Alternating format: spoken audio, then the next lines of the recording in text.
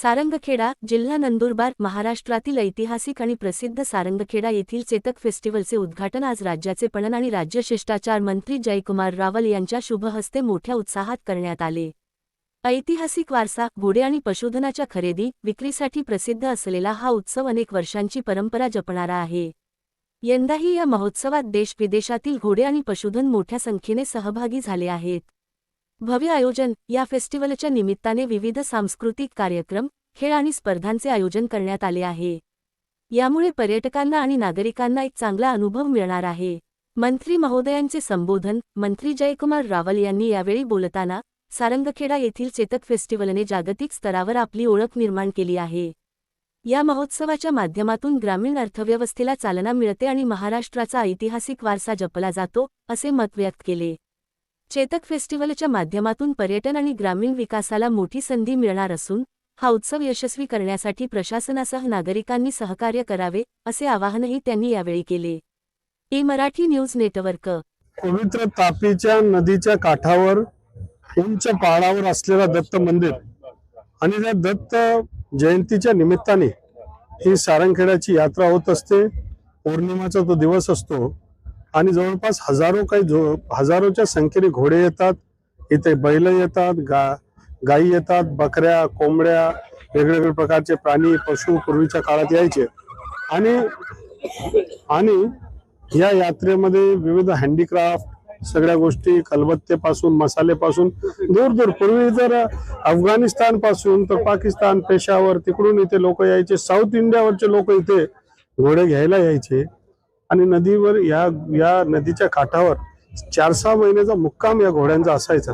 त्या पाणी कमी झालं उन्हाळ्यावर, मग घोडे पार होऊन निघायचे। पण आज सुद्धा या यात्रेला गतवैभव अजून सुद्धा आहे। काही हजारोच्या संख्येने इथे घोडे आलेत। इतकं सुंदर वातावरण आहे, लोक नाचतात, खेळतात, आनंद घेतात आणि म्हणून याला एक वेगळं आकर्षण इथे आहे। जगामध्ये घोड्यांबद्दल, अश्वांबद्दल एक विशेष आकर्षण लोकांमध्ये आहे। आणि तुम्ही पाहिलं तर साऊथ अमेरिका असेल, अर्जेंटिना, ब्राझील असेल, अमेरिका मधले ते काउबॉयज असतील किंवा अरबच्या खाडीच्या देशांमध्ये असेल किंवा भारतामध्ये आणि या सगळ्या देशांमध्ये घोड्यांचं अनन्यसाधारण महत्व, युरोपमध्ये सुद्धा फार महत्व राहिलंय। 100 वर्षापासून महत्व राहिलं। आज सुद्धा घोड्यांबद्दल लोकांना खूप प्रेम आहे। ही यात्रेची महती जशी लोकांपर्यंत पोहोचते, अगदी पंजाब पासून तर साऊथ इंडिया पासून तर लोक कर्नाटक पासून इथे कितीतरी लोक मुक्कामाला येत असतात आणि खूप सुंदर असं वातावरण असतं। कालच काही लोकांनी म्हणजे यात्रा सुरू होण्याच्या अगोदरच घोडे विकत घेतलेत। मला खात्री आणि विश्वास आहे की जगातले लोक पुढच्या काळामध्ये या यात्रेकडे आकर्षित होऊन अश्वप्रेमी इथे येणार आहेत। मला परवाच्या लग्नामध्ये आठवतं की अनंत अंबानी, मुकेश भाई अंबानींचे चिरंजीव, ते मला भेटले आणि त्यांनी सांगितलं, वो सारंगखेड़ा यात्रा के बारे में मैंने बहुत सुना है, मैं घोड़ों का प्रेमी हूँ, मैं वहाँ आना चाहता हूँ, मुझे कभी आमंत्रित करो।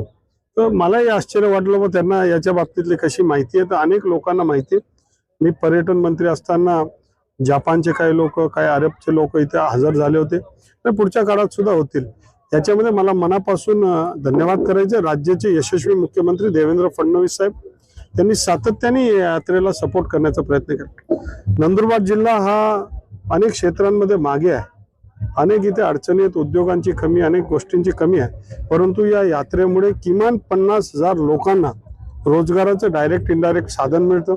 यात्रा 15 दिवस 3 आठवडे चालते आणि या 3 आठवड्यामध्ये वर्षभराचं, अर्ध्या वर्षाचं किमान रॅशन किंवा व्यवस्था, अर्थव्यवस्था ही लोकांची मजबूत होते। सामान्य लोक आहेत, गरीब लोक आहेत, कष्ट करणारे लोक आहेत आणि म्हणून 12 बलुतेदार, 18 पगड जाती सर्वांनाच या यात्रेच्या माध्यमातून लाभ होतो।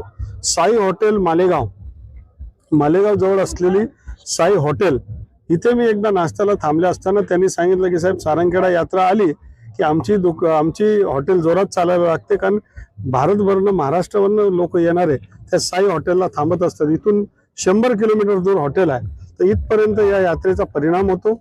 इथले कृषी उत्पन्न बाजार समितीचे सभापती आणि त्यांनी सगळ्यांनी चांगली व्यवस्था इथे केली। इथल्या ग्रामपंचायतीने खूप चांगली व्यवस्था केली आणि चेतक महोत्सव हा जोरात होतोय।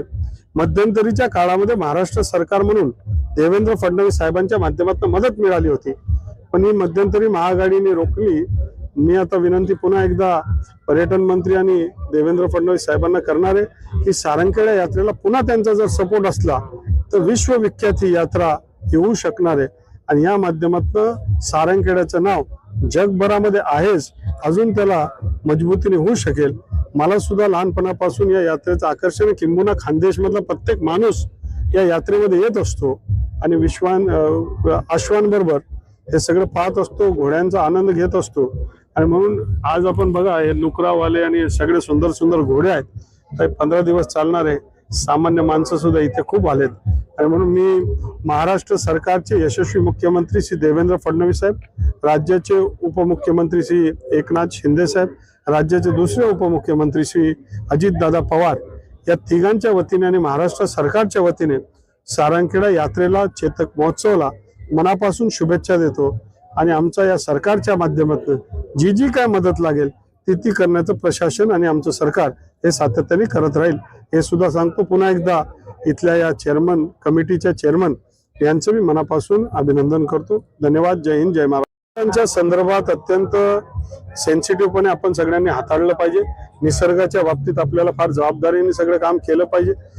भावना सुद्धा आहेत, आपलं धार्मिक कार्यक्रम सुद्धा आहे. या दोघांमधला मधला मार्ग निघेल आणि म्हणून केवळ निगेटिव्ह पब्लिसिटी न करता त्याच्यामधलं जे काही सकारात्मक आपल्याला करता येईल ते करण्याचा प्रयत्न करू.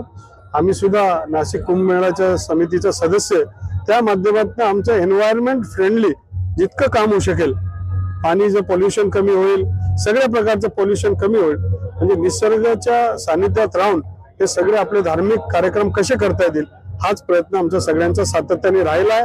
आणि यावेळेस आमच्या मुख्यमंत्र्यांच्या मार्गदर्शनाखाली तसंच राहणार. एखादं झाड तर तोडावं जरी लागलं तर त्याच्या बदल्यामध्ये 1000 झाडं आम्ही लावू आणि म्हणून एकाच्या बदल्यात 1000 झाड असं सुद्धा लावण्याचा आमचा विचार आहे.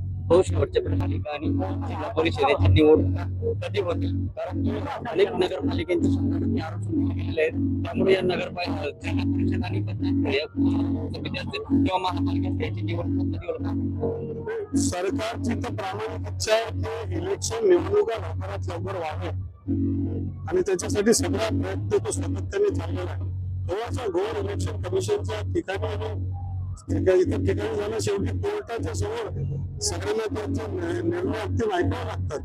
त्यावेळेस थोडासा घोळ झाला, धक्के पे धक्का, एक धक्का झाला. परंतु पक्ष म्हणून आम्ही सारेजण सज्ज आहेत, सरकार म्हणून सगळ्या प्रकारच्या तयारी झाल्यात आणि 50% आरक्षण हे तर सगळ्यांना माहितच होतं. त्याच्यामध्ये जे काही आता चुकलं असेल ते बदल करून लवकरात लवकर निवडणुका चालू होतील. भारतीय जनता पार्टी तयार आहे. निवडणूक आयोगाने थोडंसं दक्षतेने केलं पाहिजे. बऱ्याच वेळा गाईड मिसगाईड होत असतात. निर्णय व्यवस्थित घेतले पाहिजे. राज्याचे मुख्यमंत्री महोदय आणि सगळे लोक विचार करतील की एक परमनंट स्वरूपाचं जे निवडणूक आयोग आहे ते परमनंट स्वरूपाचं असलं पाहिजे, अधिकारी स्थायी असले पाहिजे. अशा प्रकारचा विचार सर्वत्र महाराष्ट्रामध्ये चालू आहे. परंतु याच्यामध्ये राज्याचे मुख्यमंत्री यांना सुद्धा आश्चर्य वाटलं, त्यांनी सुद्धा नाराजगी व्यक्त केली. काही ज्या चुका असतील त्या सुधारून व्यवस्थितरित्या सगळं काम चालू होईल अशी ई मराठी न्यूज हे चॅनल सत्य आणि प्रामाणिकतेवर आधारित सामाजिक, शैक्षणिक, आरोग्य, आध्यात्मिक, राजकारण व प्रवास विषयांवरील माहिती सादर करून सकारात्मक बदल घडवण्यास कटिबद्ध आहे. पुढील लिंकवर क्लिक करून आजच चॅनलला सबस्क्राईब करा.